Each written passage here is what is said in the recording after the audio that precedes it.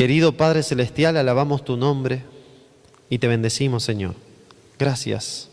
Gracias porque recordamos maravillas que tú has hecho por tus hijos, por tu pueblo. Y, Señor, en este momento también podemos estar recordando maravillas que hiciste por nosotros de forma personal y milagros que has hecho en nuestra vida. Señor, te agradecemos por eso. Te queremos pedir que tomes en cuenta cada uno de los pedidos, agradecimientos y situaciones que tenemos en nuestro corazón.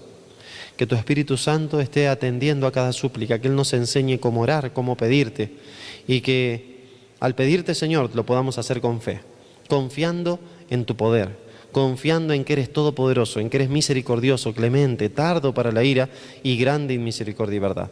Señor, bendícenos esta noche con tu presencia. Manda una compañía de ángeles que estén alrededor nuestro, que podamos experimentar aquí un ambiente celestial, que podemos experimentar aquí también, Señor, que tu Espíritu Santo se mueve libremente entre nosotros y que tu palabra esta noche, Señor, nos reconforte, nos renueve espiritualmente y que al volver a casa, Señor, volvamos distintos que cuando vinimos. Te lo pedimos en el nombre de Jesús. Amén, Señor. Amén. Podemos tomar asiento. Hay un tema que tenemos que tocar hoy a la noche que es Jesús como león. Ayer habíamos estado hablando del capítulo 1 del libro de Juan y habíamos visto que Jesús es el Verbo y que Jesús es Dios, que por Él fueron creadas todas las cosas, y nos decía 1 Corintios, capítulo 8, que todas las cosas por Él subsisten y que fueron creadas por Él y para Él. Veíamos en Génesis que en el principio crea Dios los cielos y la tierra, y el que crea es Jesús, Dios Padre y Dios Espíritu Santo, pero el agente creador es Jesucristo. Veíamos también que este Verbo se hizo carne y habitó entre nosotros, así que Dios se encarna en la persona de un ser humano, Jesús, nace de la Virgen María y entonces vive en este planeta, en este mundo durante 33 años. También nos dice la Biblia que ese Verbo es la luz y dice que la luz alumbra y que las tinieblas no pueden contra la luz. Y hablábamos también de que hay una lucha, un conflicto cósmico aquí en el planeta Tierra entre la luz y las tinieblas. Y decíamos que Juan, vamos a ver que trabaja mucho con este concepto de luz versus tinieblas. Luz, Jesús y sus ángeles, tinieblas, Satanás y sus demonios. Entonces, hay una lucha entre la luz y las tinieblas, pero la luz resplandece más que las tinieblas. También vimos que los que reciben la luz son hechos hijos de Dios. Eso está en el versículo 9 al versículo 12 y 13 del capítulo 1 de Juan. Pero vimos que antes de que Jesús venga y se presente en su ministerio público, hubo un enviado de Dios, que fue Juan el Bautista. Juan el Bautista bautizaba con bautismo de arrepentimiento y Jesús viene y es bautizado por Juan el Bautista. Y vimos que después de que es bautizado por Juan el Bautista, inicia su ministerio y empieza a llamar a sus discípulos. Y el apóstol Juan nos cuenta en su evangelio, en el capítulo 1, al final de su evangelio, el llamado de algunos de sus discípulos. Y nos dimos cuenta ahí que Jesús nos conoce más que a nadie, porque conocía a Natanael. Y cuando le dice: aquí viene un verdadero israelita en quien no hay engaño, Natanael le dice: ¿y tú de dónde me conoces? Si es la primera vez que hablamos. Y entonces Jesús le dice: yo te vi debajo de la higuera, antes de que Felipe te llamara. Y entonces ahí nos dimos cuenta de que Jesús nos conoce y que queremos conocer más a Jesús. Y nos dimos también cuenta de que mientras más luz tenemos, más nos damos cuenta de algunas cosas que tenemos que cambiar. Y dijimos que hoy íbamos a hablar de Jesús como león. Para eso vamos a ir al libro de Apocalipsis. Ustedes saben que el autor del Evangelio de Juan es el apóstol Juan, quien fue discípulo de Jesús.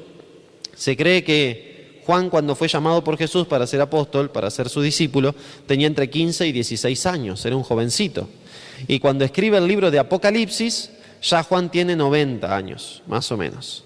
Entonces, cuando vamos al libro de Apocalipsis, capítulo 5, versículos 5 y 6, allí nos encontramos en una visión del trono de Dios.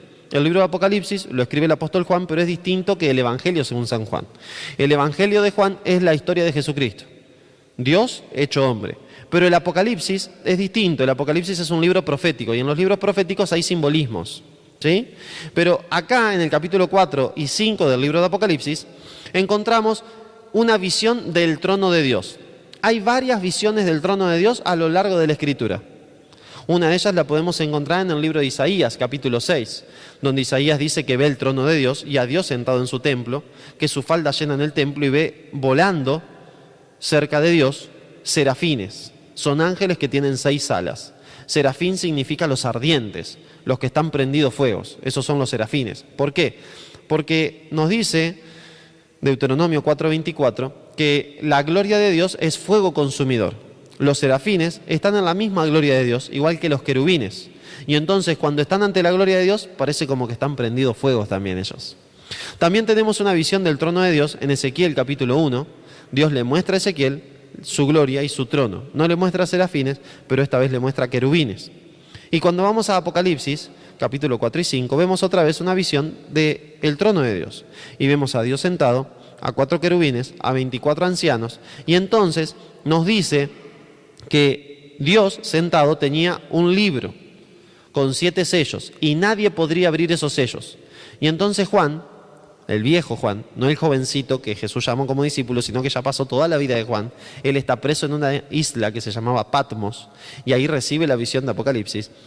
El viejito Juan se pone a llorar en la visión. Y entonces viene uno y le pregunta, ¿por qué lloras? Y porque nadie puede abrir el libro, dice. Y entonces le contesta ahí. Fíjense el versículo 5 del capítulo 5 de Apocalipsis. Y uno de los ancianos me dijo, no llores. He aquí el león de la tribu de Judá, la raíz de David, ha vencido para abrir el libro y desatar sus 7 sellos. El león de la tribu de Judá. Y entonces dice el versículo 6, y miré y vi en medio del trono y de los 4 seres vivientes y en medio de los ancianos estaba en pie un cordero como inmolado. Un cordero. ¿Quién es el cordero? Jesús. ¿Se acuerdan que leímos en Juan capítulo 1, versículo 29 y versículo 36, que Juan dice 2 veces, he aquí el Cordero de Dios que quita los pecados del mundo? Jesús es el Cordero. Pero acá me dice que también es león, el león de la tribu de Judá. Esta descripción de Jesús como león está tomada del Antiguo Testamento. Bienvenido, Dante. Está tomada del Antiguo Testamento. Vamos a ir a Génesis capítulo 49, versículo 9. Cuando Jacob bendice a sus hijos, hay algo que dice ahí, que es de donde está tomado este simbolismo de Jesús como león. ¿Se lo imaginaron alguna vez a Jesús como león? Génesis 49, versículo 9. Cachorro de león, Judá, de la presa subiste, hijo mío, se encorvó, se echó como león, así como león viejo, ¿quién lo despertará? Cachorro de león, Judá. Y allá en Apocalipsis nos dice, he aquí el león de la tribu de Judá, la raíz de David, venció y él puede desatar los sellos. No solamente dice que es el león de la tribu de Judá, sino que también dice que es la raíz de David. ¿Por qué la raíz de David? Porque también había una profecía en Isaías capítulo 11, versículo 1, vamos a buscarla. Isaías 11:1, que hablaba sobre la raíz de David, y ese es Jesús. Hay en algunas profecías que aparecen en el Antiguo Testamento que son profecías mesiánicas. ¿Cuáles son las profecías mesiánicas? Las profecías que hablan del Mesías, del cumplimiento del Mesías. Dice Isaías capítulo 11, versículo 1, saldrá una vara del tronco de Isaí. Isaí es el padre de David. Y un vástago retoñará de sus raíces. El versículo 10 de Isaías capítulo 11 nos dice, acontecerá en aquel tiempo que la raíz de Isaí, he aquí el león de la tribu de Judá, la raíz de David.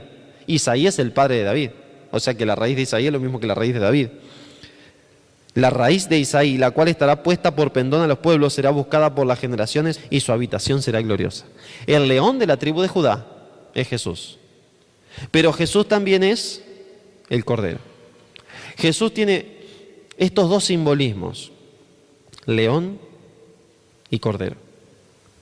En el libro de Juan aparece episodios en la vida de Jesús en los cuales es el Cordero. Por ejemplo, en Isaías capítulo 53, la palabra de Dios nos dice del versículo 1 al versículo 9 cómo iba a ser la muerte de Jesús. Y dice que iba a ser como la de un cordero. Entre los versículos dice que él enmudeció cuando lo llevaron y no abrió su boca. Como cordero fue llevado al matadero. Delante de sus trasquiladores se enmudeció y no abrió su boca. ¿Alguna vez vieron cuando matan a un cordero? ¿Alguna vez vieron cuando matan a un chancho? ¿Gritan los chanchos? Bueno, no servía como simbolismo para Jesús. Los corderos no dicen nada. Y uno los trae, el chancho grita desde que lo agarrás hasta que lo matás. Pero el corderito, nada. Vos al corderito lo agarrás, lo atás. He visto matar corderos parados los corderitos y le cortan el cuello. He visto matar corderos colgados. Lo agarran de las patitas y los cuelgan para que se puedan desangrar y ahí le cortan el cuello para que se puedan desangrar. Pero nunca vi un cordero gritar cuando lo vayan a matar. Hay momentos en la vida de Jesús que fue el cordero. Sobre todo el Cordero de Dios que quita los pecados del mundo. Ustedes saben que esta frase de Juan, el Cordero de Dios que quita los pecados del mundo, está apoyada en una ley mosaica, una ley que Dios le da a su pueblo cuando lo saca de Egipto, que es que deben matar un cordero todas las mañanas y todas las tardes.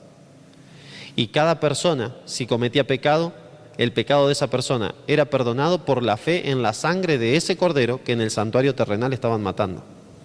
Porque todos esos corderitos que mataban eran representación ¿de quién? Del verdadero Cordero de Dios, de Jesús. Por eso la palabra de Dios nos dice que el viernes de tarde, cuando Jesús murió en la cruz del Calvario, el cordero que iba a ser muerto salió corriendo y el velo del templo se rasgó de arriba a abajo. ¿Por qué? Porque los sacrificios ya quedaban caducos, ya no eran más necesarios, porque el verdadero Cordero de Dios había muerto. Jesús como cordero. Pero hay un episodio en el Evangelio según San Juan que lo vemos a Jesús como león. Vamos a ir al capítulo 2 de Juan. El capítulo 2 de Juan es muy hermoso. No vamos a poder hablar de todo el capítulo 2, porque hay 2 episodios en el capítulo 2. El primer episodio son las bodas de Caná, donde en una boda se quedan sin vino. ¿Se acuerdan de ese episodio? Lo invitan a un montón de personas y entre ellos lo invitan a Jesús y a sus discípulos. Se cree que Jesús y María eran parientes del de la boda, pero llega un momento donde se quedan sin vino. Y entonces María viene y le dice, hijo, se quedaron sin vino. Jesús le dice, ¿qué tienes conmigo, mujer? Todavía no ha llegado mi hora. Algunos piensan que ¿qué tienes conmigo, mujer? Es como algo despectivo, como algo como que está peleando con María, pero no era así. En la época de Jesús esa expresión no era usada despectivamente. Y entonces Jesús le dice a los sirvientes, después de que María les dice, hagan todo lo que Él les pide, que vayan y llenen los cántaros con agua. Y después que lo llenaron con agua le dicen, vayan a llevárselo al maestresala. Es interesante la palabra maestresala. Maestresala viene del griego architriclinos. Está rara la palabra, ¿no? Si ustedes ven en la palabra que se traduce como maestresala, es el architriclinos. ¿Qué es eso del architriclinos? Bueno, el principal de los 3 clinos. ¿Y qué es el principal de los 3 clinos? El principal de los 3 sofá-cama, podríamos decir, ¿no? En aquella época se ponía en el centro de la boda como 3 sofá-cama. Ustedes saben que en aquella época no se comía sentado así como comemos hoy, sino que se comía más bien recostado en las mesas. Eran sillas bajas, mesas bajas, y se comían más bien recostado, para estar ahí cómodo. Se ve que era la costumbre. Por eso se dice que en la última cena, Juan, el jovencito Juan, acuérdense que tenía 15, 16 años cuando fue llamado como discípulo, estaba recortado en el pecho de su maestro. Y entonces el architriclinos era el principal, el encargado de la boda, el que probaba todo y decía que todo esté perfecto. Y en los 3 clinos se sentaba el novio, la novia y la familia del novio y de la novia. Y él era el principal de esa mesa. Lo que iba para esa mesa era lo mejor. Así que vienen y le muestran, juntan del agua que había hecho poner Jesús en las tinajas y le dan al architriclinos. Cuando la prueba, dice, epa, pero este es el mejor vino que he probado en toda la fiesta. ¿Cómo puede ser? Y va el novio y le dice, la gente normal pone el mejor vino al principio y deja lo último para el final, para cuando la gente ya está llena, ya está satisfecha. Pero vos hiciste al revés, dejaste el mejor vino para el final. Él no sabía que Jesús había convertido el agua en vino. Otro dato interesante es saber cuál era el mejor vino en aquella época. El mejor vino en aquella época era el recién exprimido. Allá no tenían botellas de vino, no. Allá se agarraba la uva, se la exprimía en el lagar, se la pisaba y ahí salía el mejor vino. Ese mejor vino era el mejor vino y durante 2 días, 3 días. Después se fermentaba y ya dejaba de ser el mejor vino. La gente, después de que se fermentaba el vino en aquella época, lo tomaban en 3 partes de agua y 1 de vino. Eso era el vino que se tomaba normalmente. Estaba muy mal visto dentro de la sociedad judía, israelita, emborracharse, muy mal visto. Si uno se emborrachaba, era el comentario de todo el pueblo y era rechazado de la sinagoga. Así que nadie se podía emborrachar, a menos que quiera ser echado de la sinagoga. Entonces, el mejor vino era el recién exprimido. Así que si uno se pregunta, bueno, ¿y el vino que hizo Jesús en la cena? ¿Qué grado de alcohol tenía? Ninguno, porque era el mejor vino de todos. O sea, era un vino recién exprimido. Está bueno, ¿no?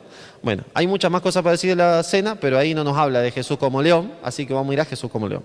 Después de las bodas de Caná, dice el versículo 13, desde el 13 al 22 de Juan capítulo 2. Estaba cerca la Pascua de los judíos y subió Jesús a Jerusalén. Y halló en el templo a los que vendían bueyes, ovejas y palomas, y a los cambistas allí sentados. Y haciendo un azote de cuerdas, echó fuera del templo a todos, y las ovejas y los bueyes, y esparció las monedas de los cambistas y volcó las mesas. Y dijo a los que vendían palomas, quitad de esto de aquí y no hagáis la casa de mi padre casa de mercado. Entonces acordaron sus discípulos que está escrito, el celo de tu casa me consume. Eso está tomado de Salmo 69. Y los judíos respondieron y le dijeron, ¿qué señal nos muestras ya que haces esto? Respondió Jesús y le dijo, destruid este templo y en 3 días lo levantaré. Dijeron luego los judíos, en 46 años fue edificado este templo y tú dices en 3 días lo levantaré. Mas él hablaba del templo de su cuerpo. Por tanto, cuando resucitó de entre los muertos, sus discípulos acordaron que había dicho esto y creyeron a la Escritura y la palabra que Jesús había dicho. Vamos a analizar un poquitito lo que está pasando acá. Dice el versículo 13, estaba cerca la Pascua de los judíos y subió a Jerusalén. La Pascua es una fiesta que ellos debían guardar por ley. Estaba dentro de la ley de Moisés. Todos los 14 de Abib, que era el primer mes del calendario judío, había que guardar la Pascua. La Pascua, si quisiéramos verla, la podemos ver por primera vez en el libro de Éxodo, capítulo 12, versículo del 5 en adelante. ¿Se acuerdan cuando los israelitas están en Egipto y Moisés va a liberarlos, ¿no? Y cuando los va a liberar, Faraón no los quiere largar, así que le empieza a mandar plagas Dios. Primera plaga, segunda plaga, tercera plaga. ¿Cuál era la 10ª plaga, la última? La muerte de los primogénitos. Todo primogénito iba a morir, tanto de los seres humanos como de los animales. Todo primogénito iba a morir, a menos que celebrasen la Pascua. ¿Qué tenía la Pascua? ¿Cómo se celebraba? Bueno, se mataba un corderito, se asaba ese corderito y se comía ese cordero con hierbas amargas. ¿Por qué con hierbas amargas? Porque recordaba lo amargo que había sido la estancia de los hebreos en Egipto como esclavos. Y entonces ese corderito representaba a Jesús. En la primera Pascua, con la sangre del corderito tuvieron que pintar el dintel de la puerta. Entonces, todo dintel que estuviera pintado quería decir que esa casa estaba limpia y que el primogénito de esa casa no iba a morir, porque los pecados de esa casa eran cubiertos por esa sangre. ¿Estamos bien hasta ahí? La Pascua, 14 de Nisan. Pasaron muchos años y llega la época donde Jesús está viviendo. Y entonces se seguía celebrando la Pascua como Dios había pedido que se haga. El asunto era que se celebraba en Jerusalén, donde estaba el santuario, donde estaba el templo. Venían miles y miles y miles de personas. Cada uno para la Pascua tenía que traer o un buey, o un cordero, o una palomita, según la plata que tenga cada uno. Porque para celebrar la Pascua había que traer un animalito en representación de Jesús. Pero puede decir uno, y bueno, pero yo no tengo plata para comprar un cordero y no me quedó ninguno. Bueno, el Señor dijo que también se puede traer una palomita. Y para el que era así que no tenía nada de plata, que era el más pobre de todos, podía traer un puñado de harina en representación de Jesús. Era la representación más baja de Jesús que había. Pero para aquellos pobres que no podían tener nada, por lo menos un puñado de harina tenían. Porque si no tenían harina, se morían de hambre. Así que si estaban vivos, era porque comían. Y lo que se comía en aquella época eran frutos secos, las cositas que se conservaban y harina. Entonces, cuando llega Jesús al templo, lo que se había transformado Jerusalén y el templo de Dios era una cosa aberrante. Había cambistas. ¿Por qué? Porque habían hecho una moneda del templo. Una moneda específica para el templo. Bueno, tenemos los pesos argentinos. Bueno, pero la moneda del templo, la ofrenda del templo no se pone en pesos argentinos, se pone en la moneda del templo. Ah, sí. ¿Y cómo es esto? Y bueno, está el peso argentino, está 1 y la moneda del templo está 1.50, pero la podés ir a los cambistas ahí. Uno salía No sé si han ido acá a la peatonal de Córdoba y uno pasa por enfrente de algunos locales y uno escucha cambio, dólar, euro, ¿no? Bueno, era algo así el atrio del templo, el patio del templo. Cambio, acá el buey a 500 pesos, no, yo lo tengo a 470. Era un mercado, era como ir a la feria, el templo.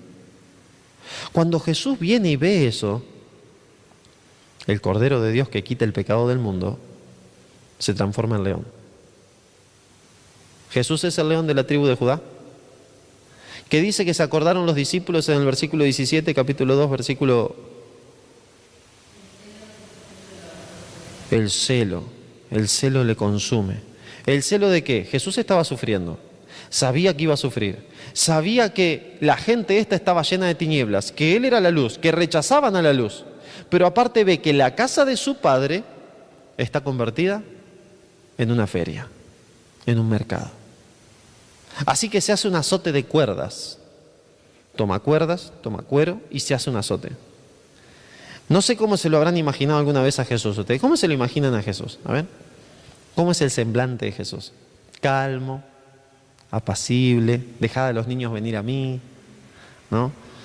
Amad a vuestros enemigos, bienaventurados, y predicando, cortando el pan y los peces para darle de comer a la gente, a más de 10.000 personas. ¿Se lo imaginan a Jesús tirando una mesa? ¿Dice que daba vuelta a las mesas? ¿Dice eso la Biblia? ¿Dice que dio vuelta a las mesas? ¿Se lo imaginan a Jesús agarrando una mesa así y dar la vuelta?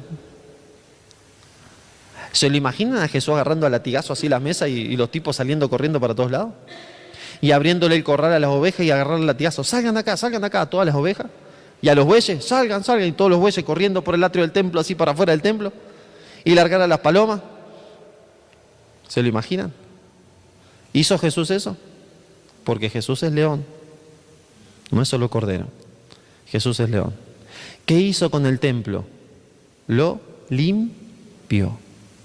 Lo limpió. Estaba sucio, de pecado, de orgullo, de codicia.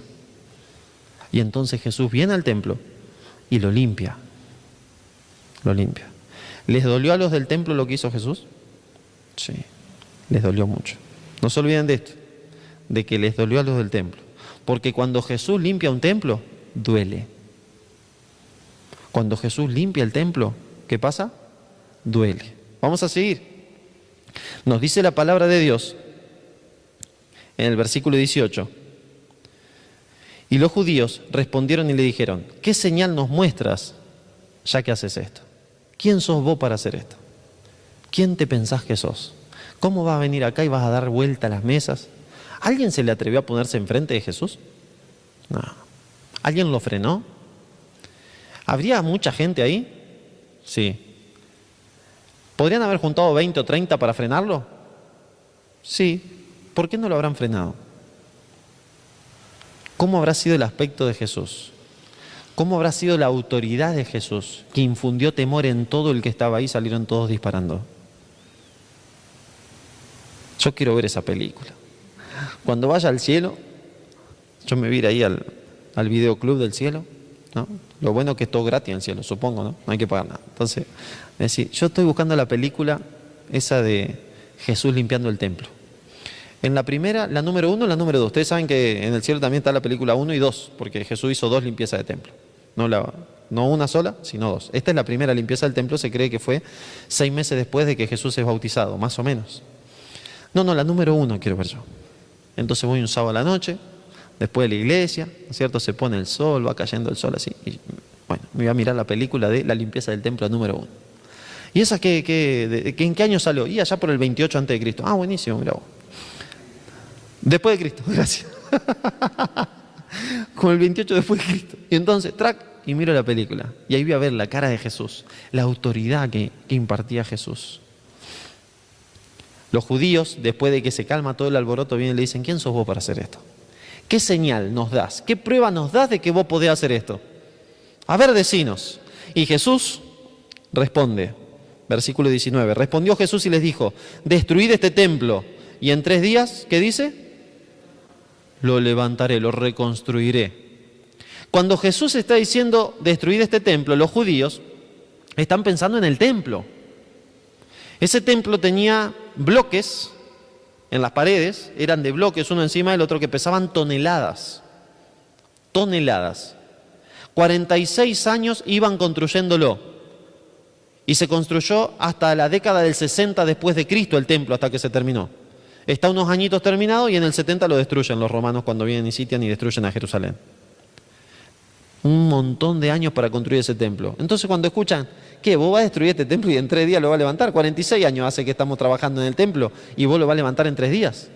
Pero Juan aclara y nos dice, versículo 21, mas él hablaba del templo de su cuerpo. Y dice que cuando Jesús muere y resucita, ellos recuerdan esto. Es interesante que Mateo, vamos a Mateo capítulo 12, habla sobre una señal que también le piden a Jesús. A mí me gusta porque los discípulos siempre demandaban señal, siempre demandaban señal. Cada vez que los discípulos demandan señal, el Señor les contesta de una forma bastante interesante. Porque, ¿quiénes somos nosotros para demandar señal? ¿Quiénes somos nosotros para demandarle una señal a Jesús? ¿Quién sos vos, Señor? Dame una señal. Y entonces, acá nos encontramos en el versículo 38. Entonces respondieron algunos de los escribas y de los fariseos diciendo, maestros, deseamos ver de ti señal. Danos una señal. Él respondió y le dijo, la generación mala y adúltera demanda señal. Pero señal no le será dada sino la señal del profeta Jonás. Porque como estuvo Jonás en el vientre del pez 3 días y 3 noches, así estará el Hijo del Hombre en el corazón de la tierra 3 días y 3 noches. Jesús hablaba del templo de su cuerpo, dice Juan. Jesús muere el viernes y el domingo ¿qué hace? Resucita. Jesús, destruyeron el templo de Jesús, pero al tercer día que hizo ese templo, se levantó. Estaba hablando de su muerte y de su resurrección. Pero tenemos que frenarnos y terminar con esto del templo. En Juan capítulo 2, versículo del 13 al 22 nos habla de la limpieza del templo. Y dijimos que cuando Dios limpia un templo, ¿qué pasa? Duele, a veces duele. Entonces, vamos a ver este concepto templo de la Biblia, esta realidad templo. Y para eso vamos a buscar 1 Corintios capítulo 1, capítulo 3, versículo 16. Allí la palabra de Dios nos habla del templo, del templo. 1 Corintios 3, 16. ¿No sabéis que sois templo de Dios y que el Espíritu de Dios mora en vosotros? Así que Jesús no solamente su cuerpo era un templo, sino que tu cuerpo y mi cuerpo también son un templo. ¿No sabéis que sois templo de Dios y que el Espíritu de Dios mora en vosotros? En el capítulo 6 de 1 Corintios, versículos 19 y 20, ratifica esto y dice, ¿o ignoráis que vuestro cuerpo es templo del Espíritu Santo, el cual está en vosotros, el cual tenéis de Dios y no sois vuestros? Porque habéis sido comprados por precio, glorificad pues a Dios en vuestro cuerpo y en vuestro espíritu. Es interesante que cuando Dios crea al ser humano, lo crea de una forma especial. Nos crea de tal forma de que nosotros podemos contener al incontenible. Dice la Biblia que a Dios no lo puede contener nada. Nada lo puede contener. Podemos hacer una cámara del metal más duro que tenga. Si Dios se metiera ahí adentro, explota la cámara, ¿no? Y nosotros somos tan frágiles que te pinchás con una aguja y te duele, te cortás un poquito y te duele, tan frágiles, pero estamos diseñados de tal forma, Dios nos diseñó de tal forma, que aún así frágiles, Él se mete adentro nuestro y no explotamos, no reventamos, no estallamos. Nosotros estamos diseñados de tal forma que podemos contener al incontenible, a Dios, al Espíritu Santo. Ahora bien, tenemos un problema. Mientras solo había luz en la mente del ser humano, estaba todo bien. Dios crea a Adán y a Eva, ¿y a dónde los pone? En el jardín del Edén. ¿Saben lo que significa Edén? Placer.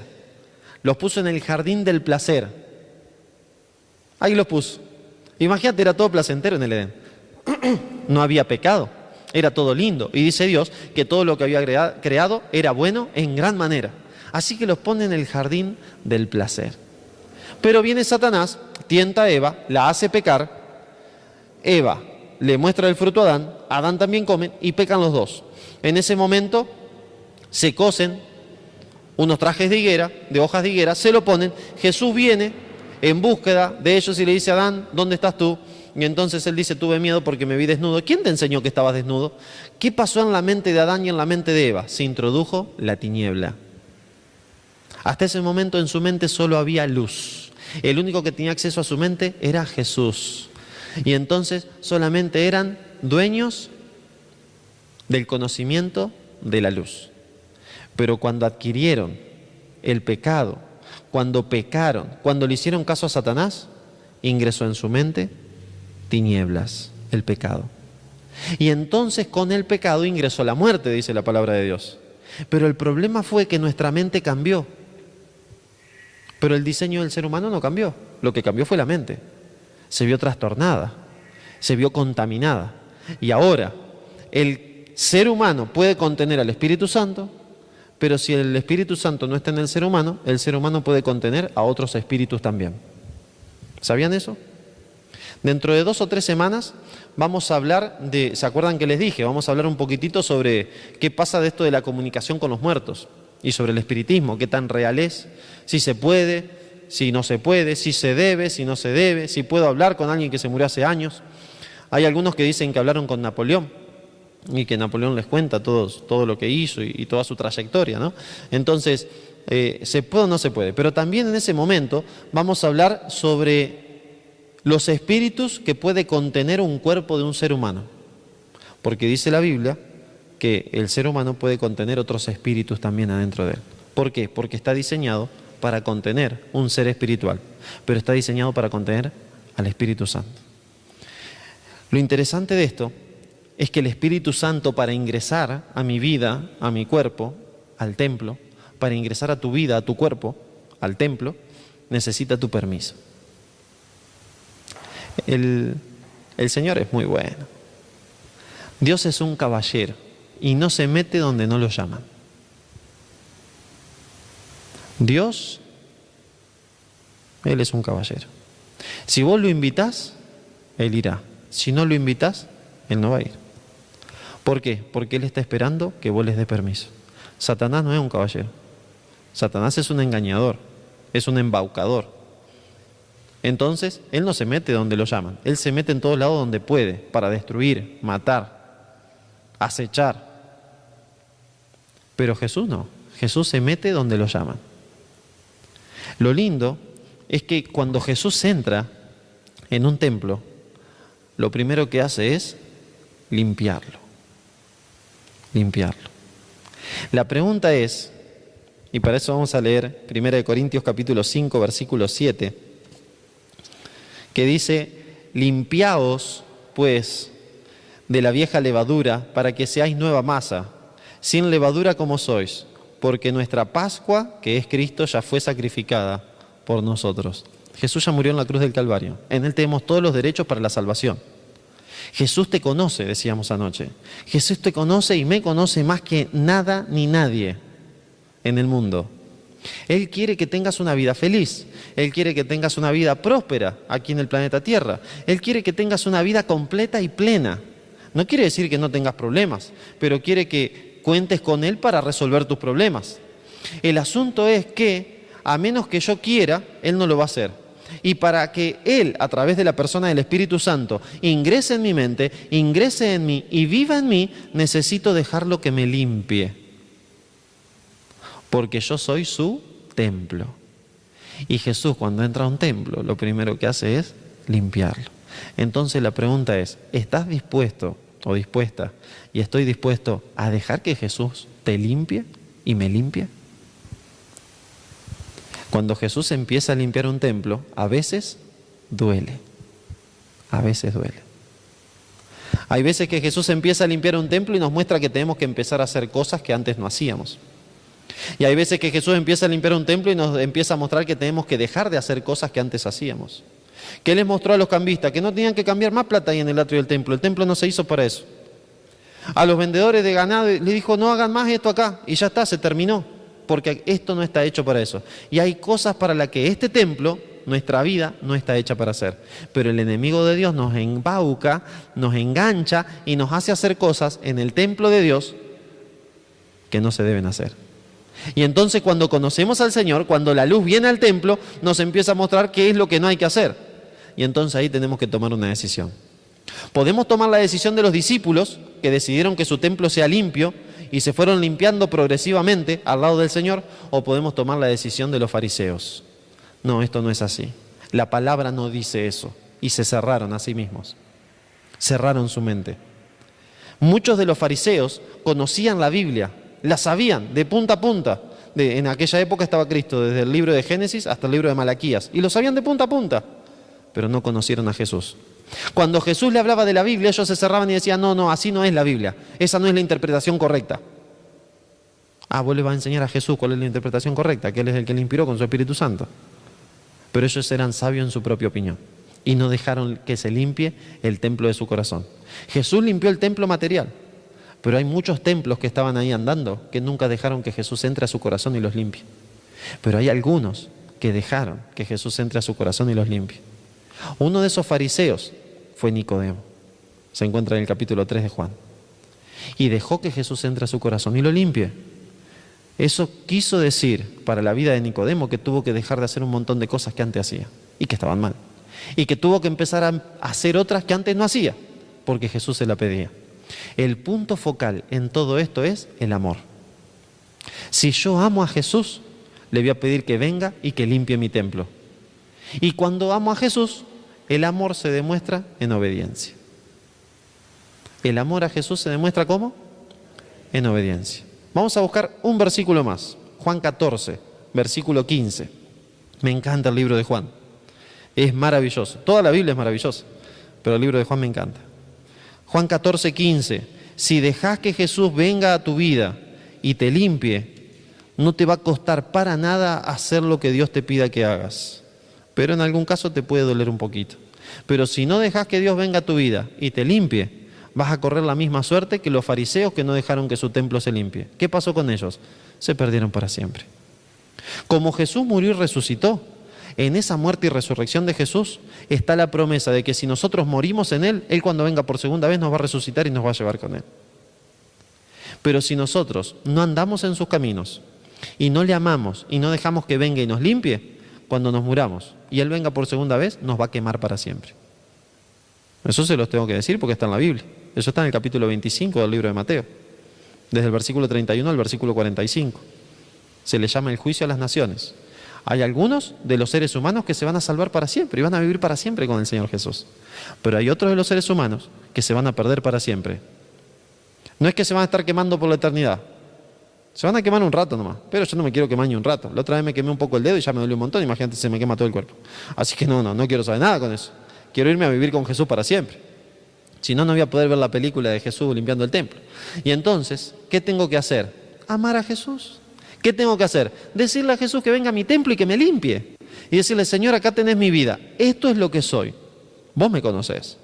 Pero si hay algo que está mal en mi vida, te lo entrego a ti para que tú lo cambies y que me limpies. Si hay algo que tengo que empezar a hacer y que todavía no lo he hecho porque no sabía, mostrámelo en tu palabra. Y yo lo voy a abrazar con el corazón y lo voy a hacer. Dice Juan, capítulo 14, versículo 15, si me amáis, guardad mis mandamientos. El amor produce obediencia. El amor a Dios produce obediencia a Dios. Es por eso que el Señor Jesús en esta noche nos dice, déjame entrar en tu cuerpo, en tu templo, en tu vida, en tu mente y que te limpie. Déjame limpiarte. Ese es el deseo de Jesús para cada uno de nosotros. Déjame ingresar a tu mente y que te limpie del orgullo, que te limpie del dolor, que te limpie del rencor, que te limpie del odio, que te limpie de la vanidad, que te limpie del consumismo. Déjame que te limpie para que seas una persona feliz. Porque si no te limpio, nos dice el Señor, nunca vas a llegar a ser pleno en felicidad. Vas a tener picos de felicidad. No sé si lo han vivido. Tenés un día, pero después cuando te estás solo en tu cama, que estás por dormir, viene el vacío. Y ese vacío, ¿sabes qué es? La falta del incontenible adentro del contenedor, que somos nosotros. La falta del Dios Espíritu Santo adentro del templo, que yo soy su templo. Pero Dios Espíritu Santo no vendrá a morar en mí a menos que yo le dé el permiso para que me limpie. ¿Cuánto estamos dispuestos a darle el permiso hoy para que el Señor nos limpie? ¿Por las manos? Vamos a ponernos de pie y le vamos a decir al Señor esto en pie. Señor, limpiame, limpia mi mente, limpia mi corazón, limpia mi voluntad, limpia mi conciencia y ayúdame a ser tu hijo. Ayúdame a ser tu hijo. Mañana tenemos un tema muy interesante y pasado mañana también. Mañana vamos a analizar un poco Juan 3 y pasado mañana Juan 4. En Juan 3 nos habla de Nicodemo, que ya un poquito estuvimos viendo de Nicodemo, y en Juan 4 nos habla del encuentro de Jesús con una mujer. Se le llama la mujer samaritana, no sabemos el nombre, pero vamos a mañana, con la ayuda del Señor, ver lo que pasó con Nicodemo y lo que Jesús dice después del encuentro con Nicodemo sobre él mismo y sobre la luz y las tinieblas. Y el sábado, con la ayuda de Dios, vamos a ver qué pasó con el encuentro de la samaritana. Y nos vamos a ver a nosotros en la persona de la samaritana. Nos vamos a ver a nosotros en la persona de los discípulos que están mirando a Jesús con la samaritana. Y nos vamos a ver a nosotros en la gente del pueblo de donde vivía la samaritana. Y vamos a ver qué y cuál es la decisión que tenemos que tomar, ya sea que estemos en el lugar de los discípulos, o estemos en el lugar de la samaritana, o estemos en el lugar de los que están viviendo con la samaritana. Pero en primer lugar, para ver todo eso, le tenemos que pedir al Señor que venga a nuestra vida y que limpie nuestra vida. ¿Le pedimos eso? Querido Padre Celestial, gracias. Gracias por esta noche, Señor. Gracias por tu palabra. Te queremos pedir, Padre, que tú vengas a nuestra vida. Estamos dispuestos a que nos limpies. Estamos dispuestos, Señor, a que hagas tu voluntad en nosotros. Estamos dispuestos, Señor, a que entres a nuestro corazón, a nuestra mente y limpies todo lo que tengas que limpiar. Saques todo lo que tengas que sacar, pongas todo lo que tengas que poner. Y que, Señor, que en tu palabra nos muestres cuál es tu voluntad y tu propósito para nuestra vida. Señor, ayúdanos a no ser como aquellos fariseos, escribas, personas que sabían mucho de la Biblia, pero que te rechazaron. Rechazaron tu verdad, rechazaron tu palabra. Sino que ayúdanos a ser como Juan, una persona sencilla, pero que te aceptó como su Salvador. Una persona sencilla, pero que dejó que tu Espíritu Santo ingrese en él y lo limpie. Que dejó que la luz venga a su vida e ilumine toda su casa, todo el templo. Y que al limpiarlo, tu Espíritu Santo pueda habitar en él. Nosotros queremos vivir esa misma experiencia, Señor. Queremos vivir la experiencia de que tu Espíritu Santo habita en nosotros y que podamos ser plenos en ti. Que no sintamos vacío, que no sintamos rencor, que no sintamos angustia, sino que tu Espíritu Santo nos llene con su presencia y con su poder. Y que los problemas que tengamos sean tus problemas, que tú los resuelvas. Y que nosotros podamos avanzar en obediencia a ti por amor a Cristo Jesús, que murió por nosotros en la cruz del Calvario. Señor, te pedimos estas bendiciones en el nombre poderoso de Jesús. Amén y amén, Señor.